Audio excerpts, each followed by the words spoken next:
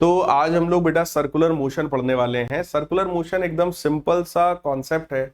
अगर कोई भी ऑब्जेक्ट एक क्लोज्ड सर्कुलर पाथ पर मूव कर रहा है तो उसका मोशन सर्कुलर मोशन कहलाता है।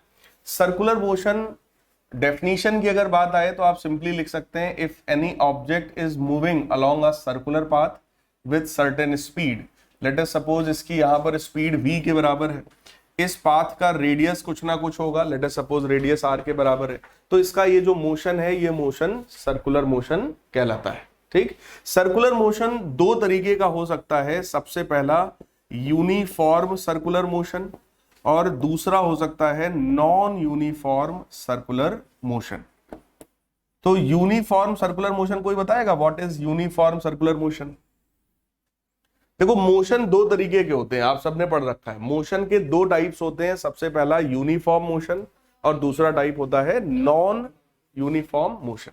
यूनिफॉर्म मोशन का मतलब if the object covers equal distances in equal interval of time then its motion is uniform motion. बिल्कुल वही वाली बात यहां पर है। If the object is covering equal distance in equal interval of time in circular motion then its motion is uniform circular motion. मतलब अगर ये ऑब्जेक्ट यहां से लेकर यहां तक मान लो 2 मिनट में आया और इतने में इसने फॉर एग्जांपल 1 मीटर का डिस्टेंस इसने कवर कर लिया, 1 मीटर इन 2 मिनट्स, ठीक, 1 मीटर इन 2 मिनट्स।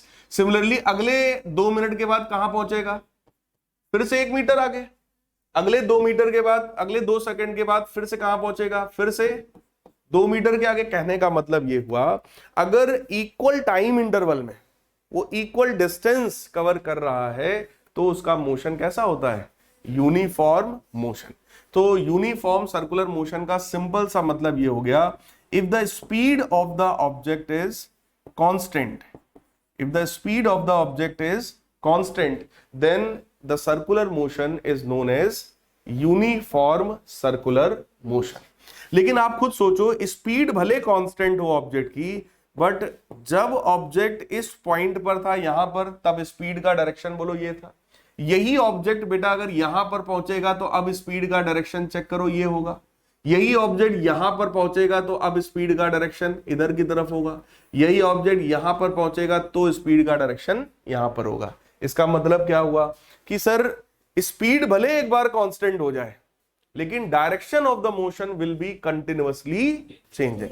डायरेक्शन हमेशा यहां लगातार बोलो हर एक मूवमेंट पर चेंज होता रहेगा। क्लियर है भाई? डायरेक्शन जो होता है वेलोसिटी का वो टेंजेंशियल टू पाथ होता है, पाथ के टेंजेंट की डायरेक्शन में होता है।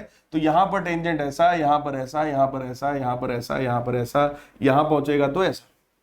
क्लियर है? इसका मतलब स्पीड भले कांस्टेंट हो जाए but direction of motion is not constant. और अगर बेटा डायरेक्शन कांस्टेंट नहीं होगा तो इसका मतलब इसका वेलोसिटी बोलो कभी भी कांस्टेंट नहीं हो सकता।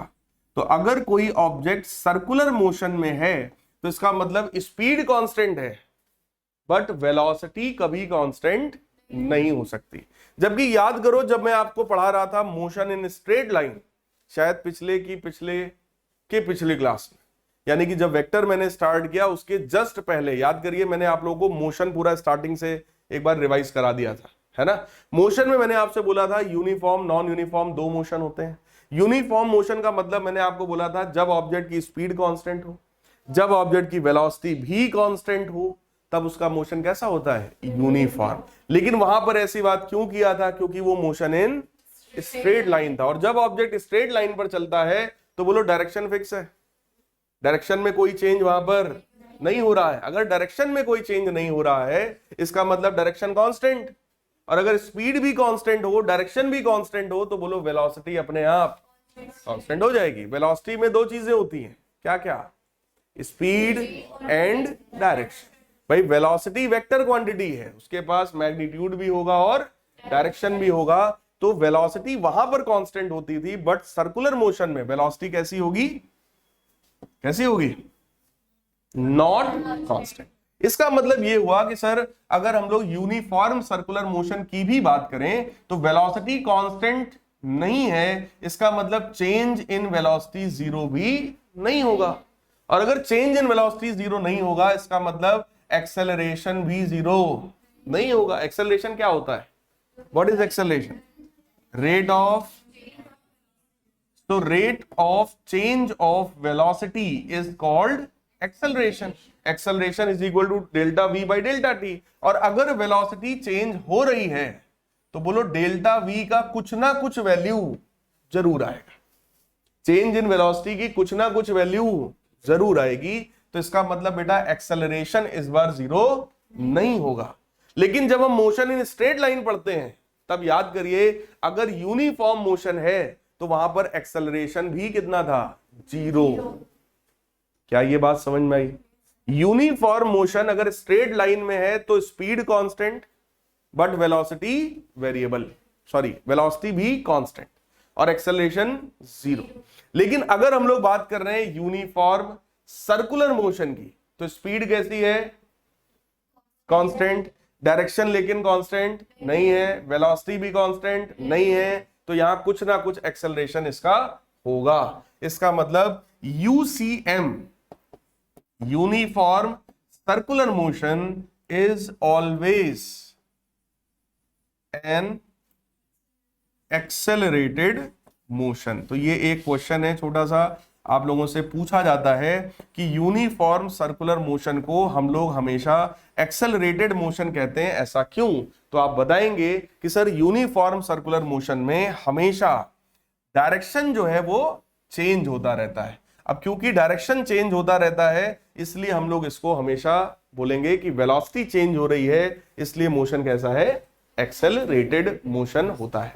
Is this clear? कोई डाउट हो इतने में तो बताइए। ठीक, ये तो था यूनिफॉर्म सर्कुलर मोशन के बारे में। अब दूसरे वैरायटी में आ जाते हैं, यानी दूसरे टाइप में आ जाते हैं। सेकंड टाइप इसका क्या है बेटा? Non uniform circular motion. वैसे आपके सिलेबस में सिर्फ एक ही है, कौन सा? Uniform circular motion. इवन हमें लगता है आपके में, आपकी किताब में जो चैप्टर का नाम है वो चैप्टर का नाम ही है यूनिफॉर्म सर्कुलर मोशन। तो आपको सिर्फ यही वाला पढ़ना है जिसमें ऑब्जेक्ट की स्पीड कांस्टेंट हो, वेलोसिटी भले चेंज हो जाए। क्लियर? लेकिन थोड़ा सा हिंट आपको इसका भी होना चाहिए। नॉन यूनिफॉर्म सर्कुलर मोशन का मतलब यह है कि अगर ऑब्जेक्ट सर्कुलर पाथ में हो और जब यहां पर हो तब स्पीड v1 के बराबर, जब वही ऑब्जेक्ट आपका यहां पर पहुंचा तब स्पीड v2 के बराबर, जब वो यहां पर पहुंचा तब स्पीड v3 के बराबर। मतलब स्पीड भी चेंज हो रही है। जब वहां पर था मान लो 10 मीटर पर सेकेंड, जब ऊपर पड़ा 12 मीटर पर सेकेंड और आगे बढ़ा 13 मीटर पर सेकेंड, 15 मीटर पर सेकेंड, जब स्पीड भी लगातार बढ़ रही हो या घट रही हो, कहने का मतलब अगर स्पीड भी कांस्टेंट नहीं हो तब मोशन कैसा होता है? Non uniform circular motion. तो स्पीड भी कांस्टेंट नहीं है, डायरेक्शन तो बोलो वैसे भी नहीं हो सकती है, बोलो भाई डायरेक्शन इज नॉट कांस्टेंट, तो वेलोसिटी भी 100% कांस्टेंट नहीं होगी। इसका मतलब क्या हुआ कि सर्कुलर मोशन में चाहे यूनिफॉर्म सर्कुलर मोशन हो या नॉन यूनिफॉर्म सर्कुलर मोशन हो, बोलो वेलोसिटी कभी भी कांस्टेंट नहीं हो सकती। क्लियर? और अगर वेलोसिटी कांस्टेंट नहीं होगी तो there must be change in velocity. Velocity में कुछ ना कुछ चेंज 100% हो रहा होगा।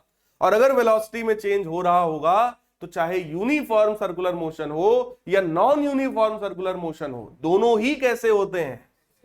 Accelerated motion. देखो यूसीएम के लिए स्पेशली इसलिए लिखवा दिया जाता है क्योंकि बच्चों को इसके पहले वाले चैप्टर में यह चीज रट जाती है कि यूनिफॉर्म मोशन नॉन एक्सेलरेटेड होता है। बोलो भाई, अभी तक हम लोगों ने क्या बोला था? अगर हम मोशन इन स्ट्रेट लाइन की बात कर रहे हैं तो ये यूनिफॉर्म मोशन अगर है, स्पीड कांस्टेंट है, तो वेलोसिटी भी कांस्टेंट होगी और एक्सेलरेशन जीरो होगा। But that was in motion in straight line. अभी कौन सा मोशन है? सर्कुलर। सर्कुलर मोशन चाहे यूनिफॉर्म हो या नॉन यूनिफॉर्म हो, बोलो यहां पर हमेशा डायरेक्शन चेंज होगा, हमेशा वेलोसिटी चेंज होगी। इसका मतलब ये दोनों ही मोशन हमेशा कैसा होगा? This will be always accelerated motion. Is that clear? अब अगर हम लोग अपने सीधे सिलेबस में वापस चले आए तो अपना सिलेबस है भैया uniform circular motion.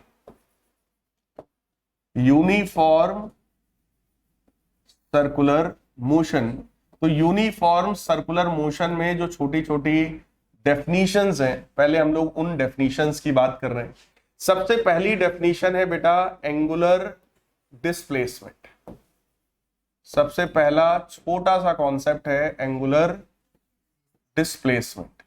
Angular displacement का मतलब यह होता है कि अगर ऑब्जेक्ट सर्कुलर पाथ में मान लो मूव कर रहा है, फॉर एग्जाम्पल यहां से ऑब्जेक्ट चलना शुरू करता है, कुछ समय के बाद ऑब्वियस है अगर सर्कुलर पाथ में घूम रहा है तो यहां कहीं पहुंचेगा।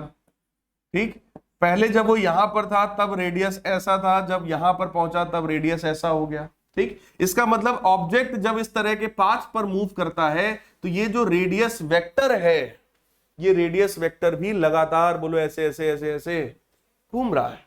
सही है, तो ये रेडियस वेक्टर है बेटा, यानी कि सेंटर को पॉइंट से ऑब्जेक्ट से मिलाने वाला ये जो लाइन है इसी को रेडियस बोलते हैं, तो सबको पता ही है।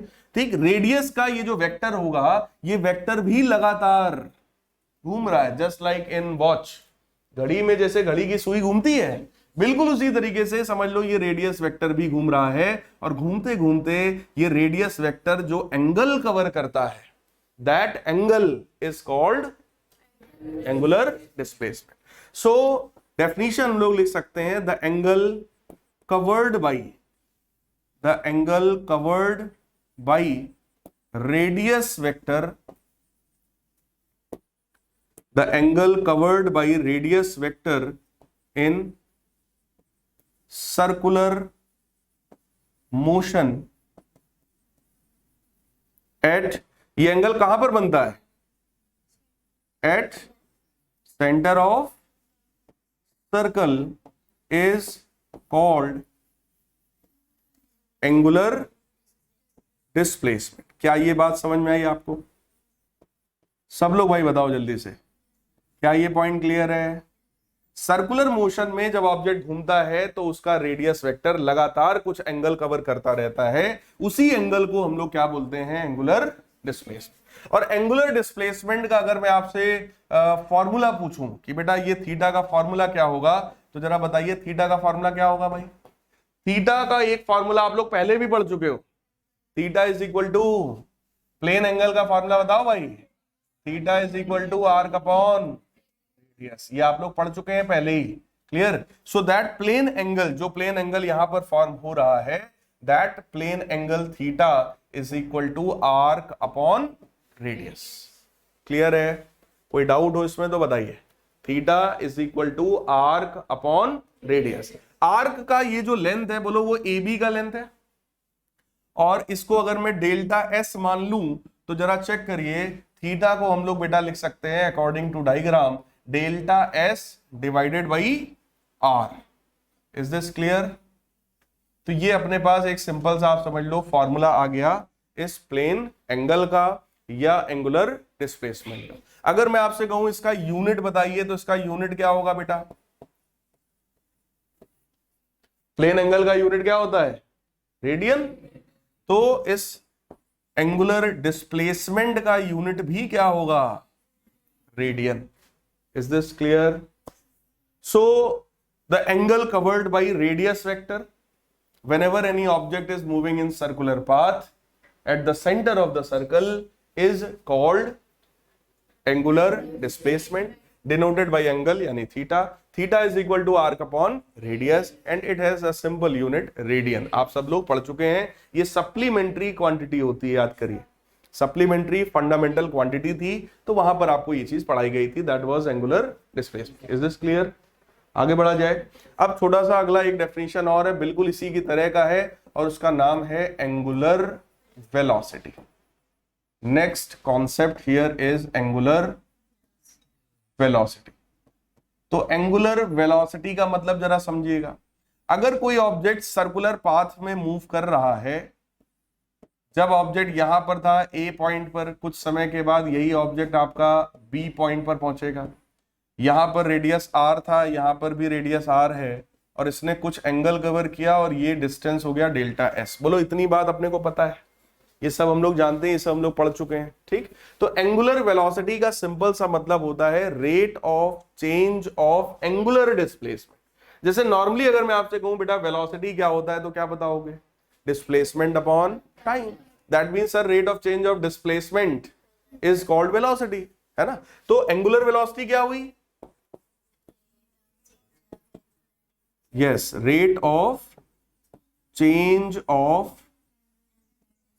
angular displacement, rate of change of angular displacement is called angular velocity। और एंगुलर वेलोसिटी को हम लोग ओमेगा से रिप्रेजेंट करते हैं बेटा, ओमेगा से। तो इसका ओमेगा का फॉर्मूला हो गया सिंपल, जैसे इसमें होता है डिस्प्लेसमेंट अपॉन टाइम, तो वैसे ही यहां पर फॉर्मूला क्या होगा? एंगुलर डिस्प्लेसमेंट अपॉन टाइम, यानी कि delta theta upon delta t, ये इसका फॉर्मूला हो गया। That is omega is equal to delta theta by t. अब जरा यहां पर इसका यूनिट बताओ बेटा क्या आएगा? एंगल का यूनिट क्या था? रेडियन। तो रेडियन अपॉन टाइम मतलब रेडियन पर, तो रेडियन पर सेकेंड हो गया इसका यूनिट, जिसको हम लोग बोलते हैं एंगुलर वेलोसिटी। यानी कि अगर एक पूरे टाइम पीरियड की हम बात करें तो एक पूरे टाइम पीरियड में ये पूरा घूम जाएगा, और पूरा एक बार घूम जाने पर जरा बताओ ये कितना एंगल कवर करता है? 2 पाई, है ना, 360 डिग्री या 2 पाई रेडियन हम लोग लिख सकते हैं। तो वैसे हम लोग अगर टाइम हमसे बोला जाए कि सर ये फॉर एग्जांपल 10 मिनट में, मान लो आपसे बोला जाए कि 10 मिनट लगा इसको एक पूरा चक्कर कंप्लीट करने में, जरा इसकी एंगुलर वेलोसिटी बताइए। 10 मिनट मैंने बोला ना, या 10 सेकंड, चलो क्वेश्चन में अगर लिख दिया हमने तो 10 सेकंड मान लो टाइम लगा और एक पूरा चक्कर कंप्लीट करने में, इसकी जरा एंगुलर वेलोसिटी बताइए। So that omega will be, आप बोलोगे सर एक पूरा चक्कर कंप्लीट करने में एंगल कितना बनाएगा? यानी 2 पाई, और टाइम कितना लगा? 10, तो यानी इसकी एंगुलर वेलोसिटी कितनी हुई? रेडियन पर सेकेंड। Is this clear? ठीक, इसका मतलब ये भी रहा, अगर हम लोग एक पूरे, ये मैं हटा दूं, ये तो समझ में आ गया ना। अगर मैं यहां पर एक ये लिखूं, for complete oscillation, for complete revolution. Revolution का मतलब होता है एक पूरा चक्कर, जैसे कंप्लीट अगर एक पूरा रेवोल्यूशन कर दें, एक पूरा चक्कर कंप्लीट करा दें, तो भाई यही एंगल कवर्ड कितना हो जाएगा? दैट विल बी 2 पाई। यही टाइम इंटरवल क्या हो जाएगा? कैपिटल टी, जिसको टाइम पीरियड बोलते हैं, कि भाई कितना टाइम लगा पूरा एक चक्कर कंप्लीट कराने में, that is known as time period, simple. तो यहां पर यही ओमेगा का फॉर्मूला बेटा क्या बन जाएगा? Omega is equal to 2 pi upon t. तो ये अपने पास एक फॉर्मूला आ गया, omega is equal to 2 pi upon capital t. Is this clear? अब मैं आपसे कहूं, अर्थ जब अपनी एक्सिस के अबाउट घूमता है, अर्थ अपनी एक्सिस के अबाउट घूमता है, अबाउट इट्स ओन एक्सिस। मान लीजिए ये अर्थ है, ये अर्थ का अपना एक्सिस है, अपनी एक्सिस के अबाउट, पहले तो बताओ अर्थ घूमता है कि नहीं घूमता है? घूमता है ना। हमको उसका एंगुलर वेलोसिटी निकालना है, एंगुलर वेलोसिटी ऑफ अर्थ। और दूसरा है आपकी घड़ी में जो आवर्स वाली जो हैंड है, घंटे वाली सुई छोटी होती है ना, आवर्स वाली जो हैंड है उसका ओमेगा निकालिए और दोनों का रेशियो बताइए हमें। ये क्वेश्चन है, आया हुआ क्वेश्चन है। Angular speed of Earth about its own axis and angular speed of the hour hand of the watch, इसका रेशियो हमें बताना है। तो सबसे पहले आप वैल्यू मुझे बताओ। इसका फॉर्मूला बेटा क्या होता है? 2 पाई अपॉन कैपिटल टी होता है। अब अर्थ अपनी एक्सिस के अबाउट, मतलब अपने अबाउट कितने टाइम में एक चक्कर लगाती है? 24 आवर्स। सो 2 पाई अपॉन 24 आवर्स। अब इस आर को मिनट में, सेकंड में बदलना है कि नहीं बदलना है, अभी आगे देखते हैं। ठीक, फिर यहां पर आर हैंड की बात करो, घंटे वाली सुई की बात करिए, एक पूरा चक्कर लगाने में बोलो वो भी एंगल तो 2 पाई ही बनाता होगा। और उसको कितना टाइम लगता है? 1 घंटे में घंटे वाली सुई पूरा घूम जाती है। कितना लगता है? कितना लगता है? घड़ी देखी कभी? ऐसे पूरा एक चक्कर घूमने में कितना समय लगता है? 12 घंटे। 24 घंटे नहीं, बोलो यार। तो सब लोग जान रहे भाई, 12 घंटे में एक पूरा चक्कर होता है। ठीक, सो दैट इज 2π/12 अब ये भी आवर्स में है, ये भी आवर्स में है, तो फालतू हम अब इसमें 24 का मल्टीप्लाई करें, 60 का करें, कोई मतलब नहीं है। तो आवर्स में ही है और हमको निकालना क्या है? रेशियो। ठीक, तो फिलहाल अगर मैं इसका यूनिट आपसे पूछूं तो क्या होगा? इसका unit radian per hour. 24 hours है ना, तो अभी ये क्या है? Radian per hour. ये भी रेडियन पर आर। लेकिन ठीक है, हमसे कहा गया दोनों का सर रेशियो बता दो, तो angular speed of Earth divided by angular speed of hour hand, that is 2π/24 divided by 2π/12। 2π से 2π बेटा कैंसिल, 12 से ये भी कैंसिल, 2 आएगा, तो ये वैल्यू ओवरऑल कितनी आएगी? That is 1/2। 2 था ना, तो ये 1/2, नीचे वाला तो सब कैंसिल ही हो गया। तो ओवरऑल आप यहां से देख सकते हैं angular speed of hour hand is double the angular speed of earth. क्या ये बात समझ में आई? इस तरह का अगर कोई छोटा मोटा क्वेश्चन दिया जाएगा तो हम लोग कर लेंगे भाई, कर लेंगे, जिसमें सिर्फ और सिर्फ हमें क्या ऑब्जर्व करना होगा? टाइम पीरियड, कि किसी इस चीज को पूरा घूमने में, इसको अपनी एक्सिस के अबाउट घूमने में और इसको पूरा एक चक्कर लगाने में कितना समय लगता है। तो पता चला एक को 24 घंटा लगता था और एक को 12 घंटे लगे। ठीक, मिनट वाले सुई की बात करें तो कितना समय लगता है मिनट वाली सुई को एक पूरा चक्कर लगाने में? 1 घंटा, 60 मिनट्स। ठीक, तो इस तरह से थोड़ा दिमाग से समझिएगा। सेकंड वाली सुई की बात की जाए तो 60 सेकेंड्स, यानी 1 मिनट का समय उसको लगता है। तो उस तरीके से उसको लेकर हम लोग सॉल्व कर सकते हैं। तो फिलहाल क्या ये फॉर्मूला आपको एकदम अच्छे से क्लियर हो गया? दैट मींस अगर एंगुलर वेलोसिटी की बात किया जाएगा तो we have 2 formula. First one is Δθ/Δt and second formula is 2π/T। वहां पर वो जो डेल्टा टी है वो कोई भी टाइम इंटरवल है, लेकिन ये जो कैपिटल टी है that is time period. This is the total time taken to complete 1 revolution. इसकी भी बात मैं आपसे आगे कर दे रहा हूं। अगला देखिए, मैं यही आपको बता रहा हूं, तीसरा डेफिनेशन यहां पर है छोटा सा, टाइम पीरियड। तो टाइम पीरियड आप लोग अच्छे से समझते हैं, एक पूरा सर्कुलर मोशन कंप्लीट करने में लगा हुआ समय। तो जब ऑब्जेक्ट यहां पर था ए पॉइंट पर और वो फाइनली पूरा घूमकर वापस इसी ए पॉइंट पर आ जाए, तो उतने में जो समय लगेगा उसी को क्या बोलेंगे? Time period. तो ये तो आप लोग जानते ही होंगे, इसमें मैं इसलिए डेफिनेशन नहीं लिख रहा हूं, मैं इसमें सिर्फ फार्मूला की बात कर रहा हूं आपसे। ठीक, आप लोग क्या इस स्पीड का फॉर्मूला मुझे बता सकते हैं?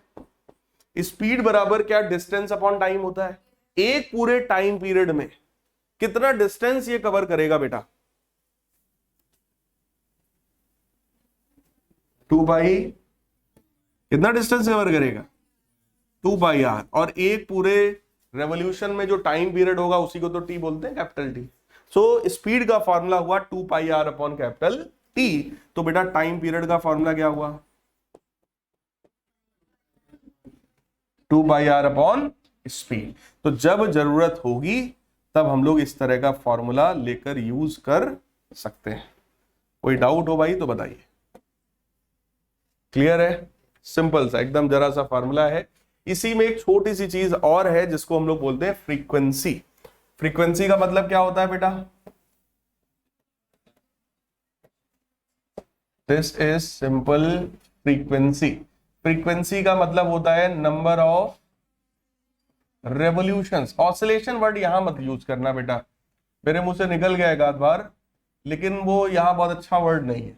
ऑसिलेशन का मतलब होता है कोई चीज जब रिपीट करे, इसको बोलते हैं ऑसिलेट करना।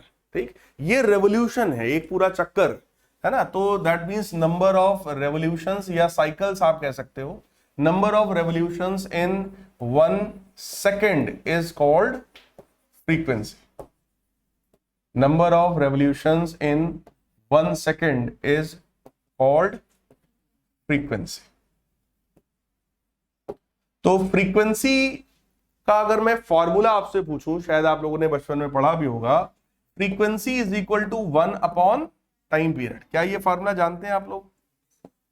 तो फ्रीक्वेंसी जो है वो 1 अपॉन टाइम पीरियड के बराबर भी होता है। लेकिन आइए इसको हम लोग थोड़ा सा डिराइव कर लेते हैं। अगर टी सेकेंड्स की बात करें, एक चक्कर पूरा कंप्लीट करने में बोलो कितना समय लगता है? कितना समय लगता है? एक पूरा चक्कर कंप्लीट करने में लगा हुआ टाइम यही तो होता है टाइम पीरियड। बगल में पढ़ा भी आपने। तो T seconds taken in 1 revolution. बोलो भाई, ये मैं यूनिटरी मेथड लगा रहा हूं सिंपल, कि टी सेकेंड्स का समय कितने में लगता है? एक रेवोल्यूशन में। तो बेटा एक सेकंड में कितने रेवोल्यूशंस होंगे, वही तो फ्रीक्वेंसी होता है। फ्रीक्वेंसी मतलब पढ़ो जरा, number of revolutions in 1 second. एक सेकंड में कितने रेवोल्यूशंस हो रहे हैं, उसी को क्या बोलते हैं? फ्रीक्वेंसी। तो जरा चेक करिएगा, क्या ये 1/t के बराबर आएगा? इसका मतलब एक सेकंड में कितने रेवोल्यूशंस हो रहे हैं?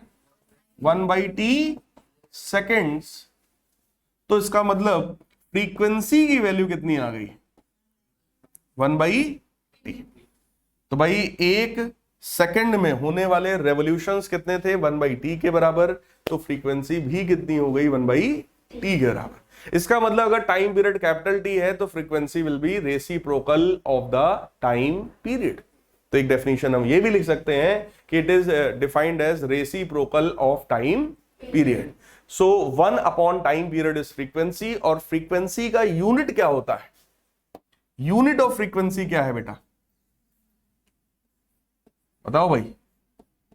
Unit of frequency 1 upon time period है, सेकेंड इनवर्स, या फिर अरे पढ़ा होगा आप सबने, सेकेंड इनवर्स या फिर हर्ट्ज। तो ये दो यूनिट्स इसके होते हैं, either second inverse, minute inverse, are inverse, या फिर हर्ट्ज। क्लियर? तो सेकेंड इनवर्स को हर्ट्ज कहा जाता है। मिनट इनवर्स या आर इनवर्स को हर्ट्ज नहीं कहते हैं, फिर वो अपना कन्वर्ट करके आपको निकालना पड़ेगा। क्या ये दो पॉइंट्स एकदम क्लियर है? ठीक। तो अब हम लोग थोड़ा सा रिलेशन भी डिराइव कर सकते हैं। अगर आप ध्यान से समझ रहे हो तो आपने देखो दो फॉर्मूले पढ़ लिए। कौन कौन सा? ओमेगा का फॉर्मूला आया, बोलो 2 पाई अपॉन कैपिटल टी। दूसरा फॉर्मूला आया फ्रीक्वेंसी बराबर 1 अपॉन टाइम पीरियड।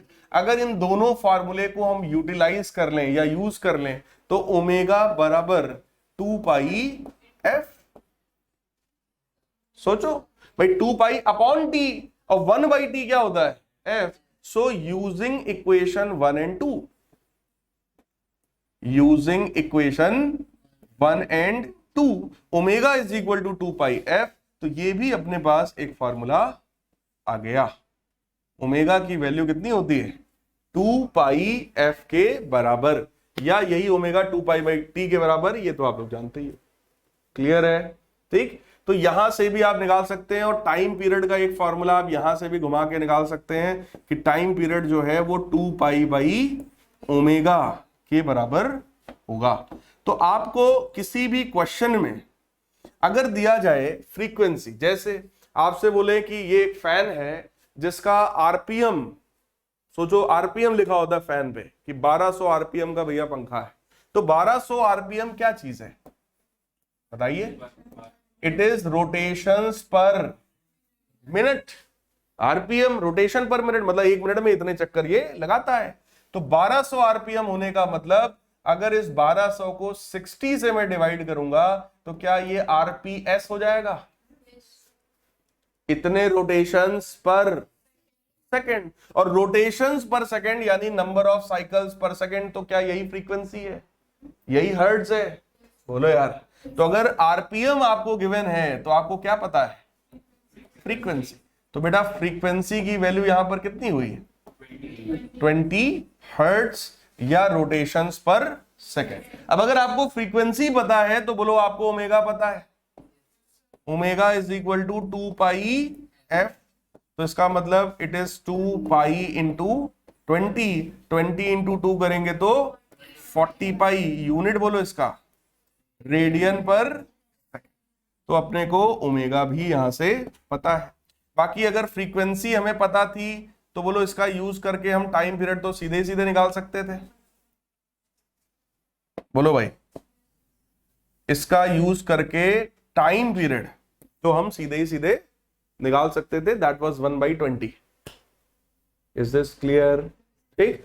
तो यहां पर ना इस चैप्टर में बहुत छोटे छोटे फॉर्मूले हैं, वही फॉर्मूले सब घुमा फिरा के इधर उधर यूज होंगे और वहां से हम लोग रिलेशंस को निकालेंगे। क्लियर है? अब इसके बाद एक और छोटा सा डेफिनेशन है। कहां तक हो गया था? 4 नंबर तक। चलिए अगला देखते हैं हम लोग। अगला है 5वां definition, that is known as angular acceleration. Angular velocity तो हो ही गया। अब अगली चीज अपने पास है एंगुलर एक्सेलरेशन। तो एंगुलर एक्सेलरेशन को बेटा अल्फा से डिनोट करते हैं। नॉर्मली अगर आपसे कहा जाए एक्सेलरेशन क्या है, व्हाट इज एक्सेलरेशन? एक्सेलरेशन मतलब rate of change of velocity. Rate of change of velocity is called acceleration. तो बेटा यहां पर क्या होगा बोलो? Rate of, yes, rate of change of angular velocity. Clear है? Rate of change of angular velocity is called, देखो with respect to time अपने आप अंडरस्टूड होता है। अगर आपने लिखा ना रेट ऑफ चेंज ऑफ, इतना केवल लिख दिया, रेट का मतलब ही होता है with respect to time, time के रिस्पेक्ट, है ना? इसका मतलब rate of change of angular velocity is called angular acceleration. और एंगुलर एक्सेलरेशन को हम लोग बेटा अल्फा से डिनोट करते हैं। It is denoted by alpha. Alpha का फॉर्मूला क्या होगा? Delta omega upon delta T, rate of change of angular velocity. और एंगुलर वेलोसिटी कितना होता है? Omega. So this is change in angular velocity upon time period. Simple, जैसे आप लिखते थे change in velocity upon time period, वैसे change in angular velocity upon time period. So alpha का यूनिट क्या होगा बेटा? बताइए जरा। ओमेगा का क्या होता है? रेडियन पर सेकंड तो इसी का है और 1 सेकंड और है, so that will become radian पर सेकंड स्क्वायर। बोलो नॉर्मली एक्सेलरेशन का क्या होता है? मीटर पर सेकंड स्क्वायर। तो इसका क्या होगा? रेडियन पर। क्लियर है? ठीक। अब हमारे पास कुछ छोटे छोटे फॉर्मूले भी होते हैं। जैसे एक फॉर्मूला है V बराबर R ओमेगा, या फिर A is equal to R alpha. अब ये दो फार्मूले के बारे में समझिएगा, इसका प्रूफ भी मैं आपको अगली क्लास में बताऊंगा, अभी थोड़ा जल्दी में है। लेकिन जो V होता है, V का मतलब होता है लीनियर स्पीड। V का मतलब लीनियर स्पीड, और ओमेगा क्या है? Angular speed. अभी आपने पढ़ा एंगुलर वेलोसिटी। A क्या होता है? Linear acceleration. और अल्फा क्या होता है? Angular acceleration. अभी पढ़ा आपने अल्फा। इसका मतलब ये दो फॉर्मूले अपने पास ऐसे हैं, it is relation between linear motion and linear motion और एंगुलर मोशन में अगर कभी भी रिलेशन की जरूरत हो तो हम लोग कौन से फॉर्मूले की याद करेंगे भाई? V is equal to R omega and A is equal to R alpha. ये दोनों कहां से आया? डेरिवेशन क्या है? छोटा छोटा डेरिवेशन, एक दो लाइन का, वो मैं अगली क्लास में आप लोग को बताऊंगा। और थोड़ा सा इस चैप्टर के और डेप्थ में चलेंगे और अगली ही क्लास में चैप्टर आपका फिनिश हो जाएगा। अब केवल एक टॉपिक इस चैप्टर में बचा है, वो है सेंट्रीपिटल एक्सेलरेशन। सेंट्रीपिटल फोर्स और एक्सेलरेशन आप सबने क्लास 9th में पढ़ा होगा। उस समय आपको डायरेक्ट बताया गया था कि ये सेंट्रीपिटल होता है, काम खत्म। सेंटर की तरफ एक एक्सेलरेशन होता है, सेंट्रीपिटल होता है, इतना सबको आई थिंक पता होगा। लेकिन अगली क्लास में आप उसके बारे में डेप्थ में पढ़ेंगे कि वो फार्मूला क्या है, फार्मूला आया कहां से, उसका डेरिवेशन क्या है, सेंटर की ही तरफ क्यों होता है और किसी डायरेक्शन में क्यों नहीं होता है। क्लियर? तो वो सारी चीजों की बात हम आपसे नेक्स्ट क्लास में करेंगे।